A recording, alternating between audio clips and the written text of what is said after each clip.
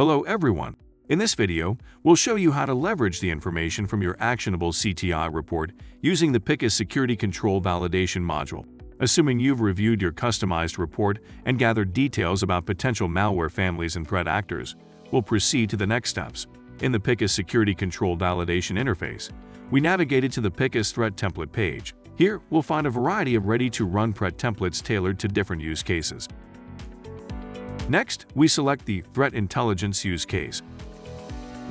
Here, we can use the search bar to find threat templates that address specific threats or APT groups.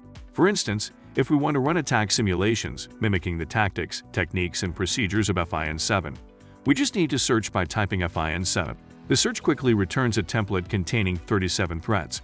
Let's check out the details. Upon clicking on the template, we'll see that it includes a variety of threats from different attack categories, such as network infiltration, email infiltration, and web application scenarios. For instance, let's examine the details of the malware campaign used by the group. Here, we can view the actions contained within the threat and access rich descriptions and a wealth of additional information. Let's return to the selected template and start the simulation with all 2 threats it contains. Once the simulation is completed, we can view the results in the simulation details. These results will show you which threats you are effectively defending against and detecting, and which ones you are not.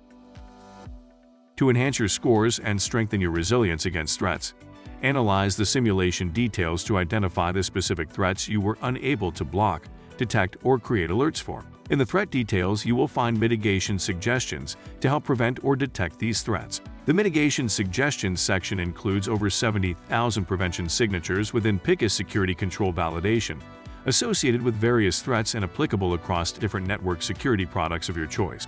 Additionally, there are hundreds of detection rules linked to these threats that can be seamlessly integrated into your SIEM or EDR solutions.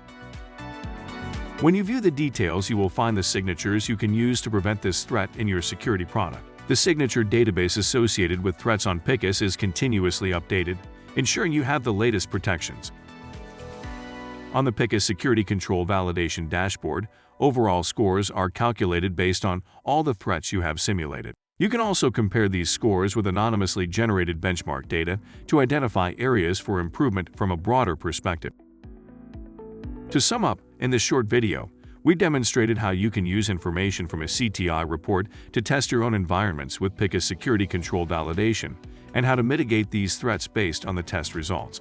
For these and more, click on the link below and start your free trial now.